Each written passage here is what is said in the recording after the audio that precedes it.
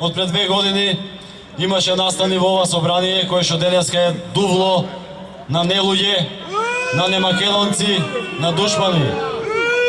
Во тие настани се издвоија повеќемина херои, македонци, кои што ги болеше се тоа што се случуваше, таа продажба, тоа уништување на македонскиот устав.